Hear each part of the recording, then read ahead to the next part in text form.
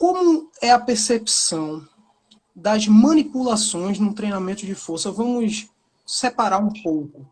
Existem as variáveis e existem as manipulações sobre elas. Você poderia destrinchar um pouquinho do que seriam as variáveis, para quem não conhece, e um pouco das manipulações que podem ser feitas no treinamento de força? Não existe consenso. O que eu vou falar agora é baseado em um trabalho que eu particularmente gosto muito, é um trabalho do Bird. Esse trabalho aqui, cara, ele é muito da hora. Inclusive, depois eu posso mandar para vocês enviarem lá para os seus acompanhantes, enfim, para a galera que acompanha o podcast. Se tu me lembrar, depois eu te passo o trabalho do Bird, que é um trabalho bem legal, assim, do ponto de vista da organização das variáveis. Então, a gente tem basicamente 6 variáveis agudas, né? São 6 principais variáveis agudas. Essas 6 variáveis agudas são, primeiro, ação muscular, né? Então a gente basicamente organiza em ações.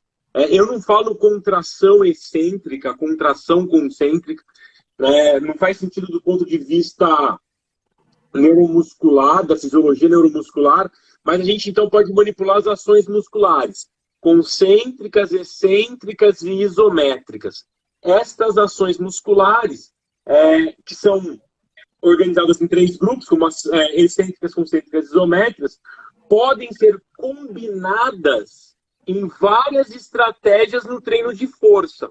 Então tem gente que usa, por exemplo, ações concêntricas, ênfase na fase excêntrica, por exemplo, ações concêntricas com pico em isometria.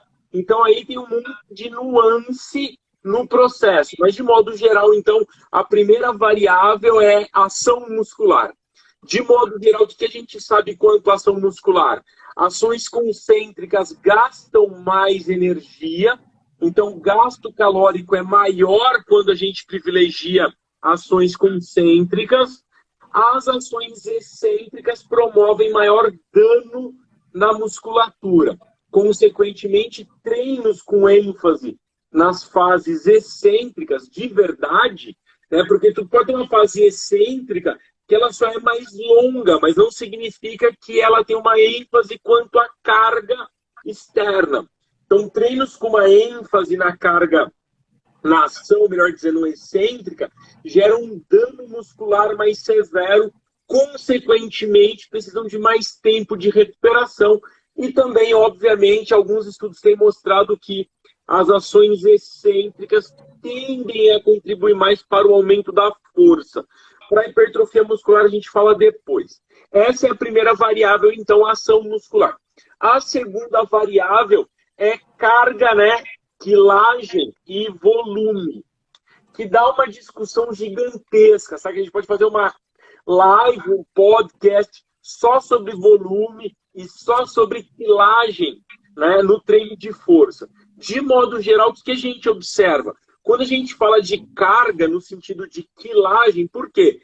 Carga é uma variável muito ampla, tem uma discussão gigantesca sobre o termo carga. Mas vamos assumir carga como quilagem, tá? Como o quanto que o cara se aproxima de um RM dele, certo? Então, nessa perspectiva.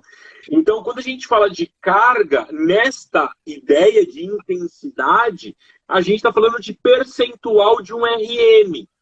Então, quanto mais próximo de um RM, maior vai ser a quilagem que o cara coloca no equipamento.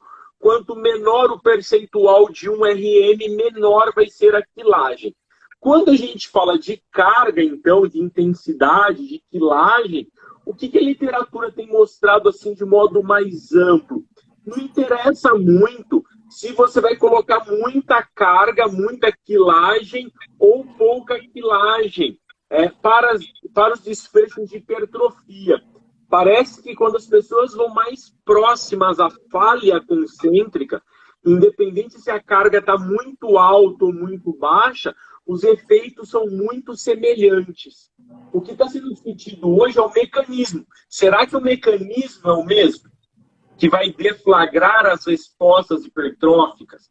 Mas, a princípio, os desfechos para aumento de massa muscular são semelhantes quando a gente trabalha com cargas mais altas ou cargas mais baixas, desde que a gente vá até a falha concêntrica, ou aí tem um outro caminho, que é o caminho da equalização, né?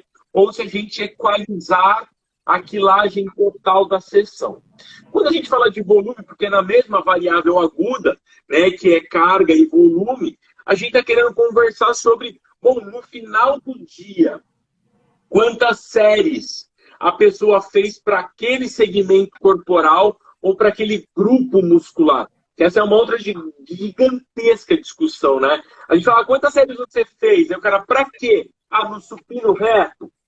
Então, espera aí para peito, saca? Ah, mas e o que envolve a articulação do ombro?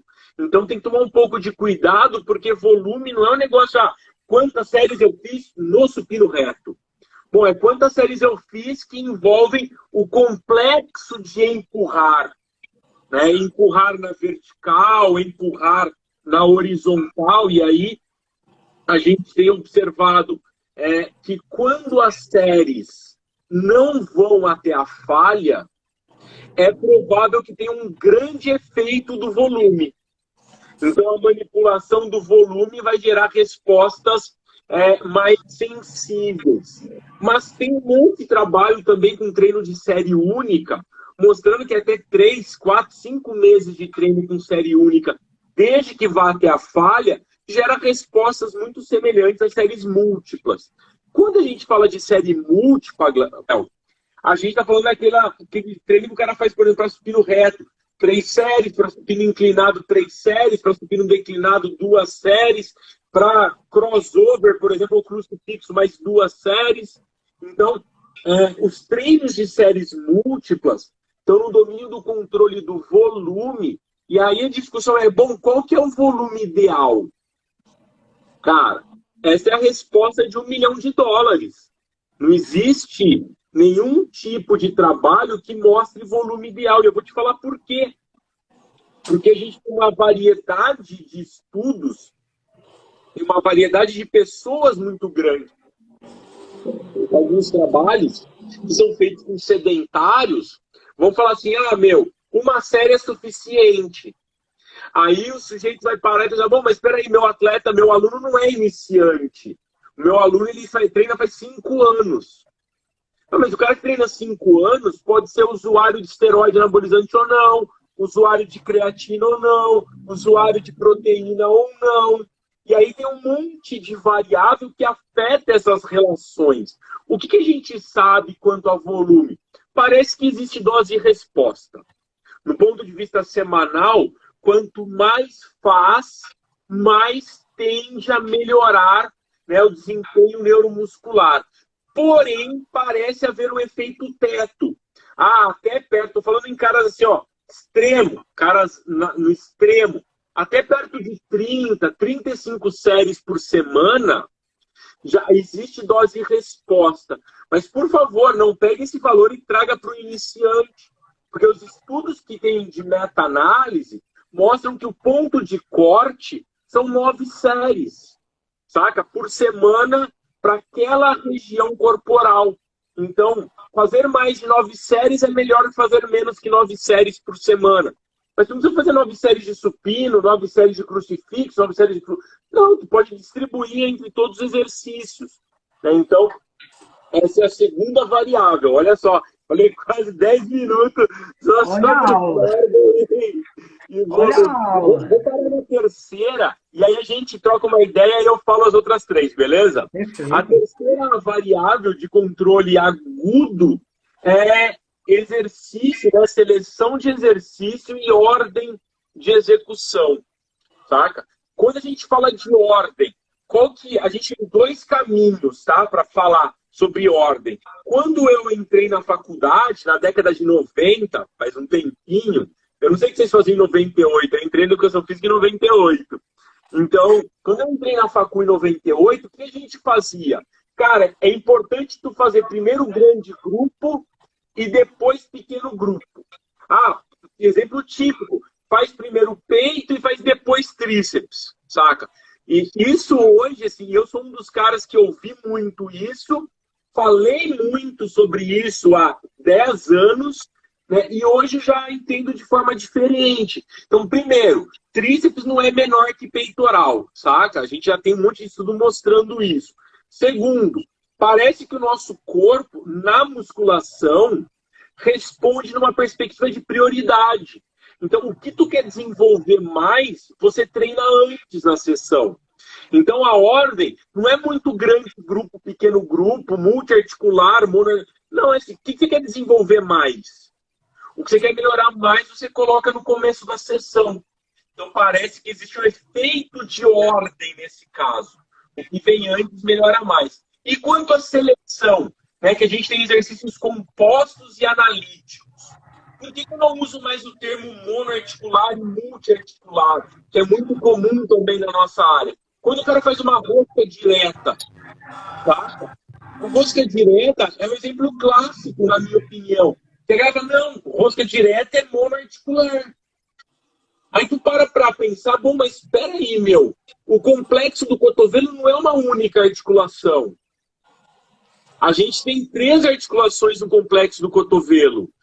Rádio, una e húmero, combinando de diversas formas. Então, se a gente for levar a rigor, não é uniarticular. São várias articulações trabalhando em um mesmo complexo articular, saca? Então, uma área assim, da ciência do esporte, do exercício, tem falado que é melhor organizar composto e analítico. O que é composto? Que envolve vários segmentos articulares. Saca? Vários segmentos. O que é o analítico? Que envolve poucos segmentos.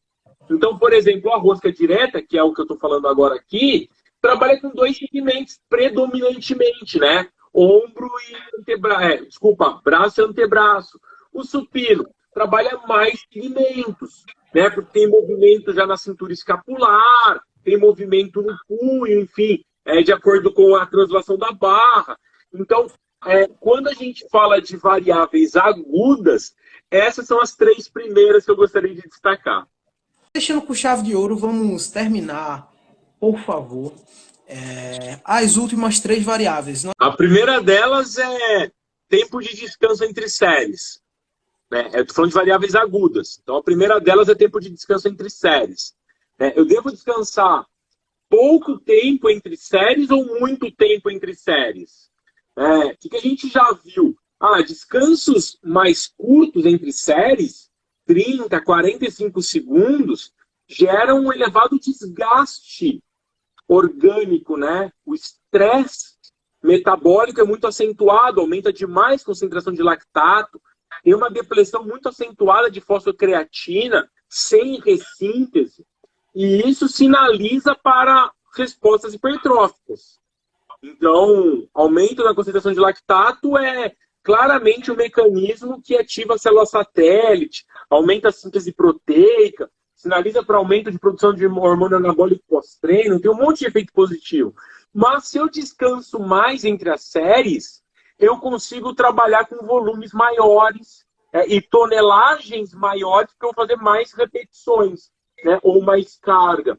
Então, hoje, o que a gente sabe? O cara quer descansar pouco, descansa. Quer descansar muito, descansa também. Para hipertrofia. Para força muscular, parece que descansos mais longos geram efeitos superiores.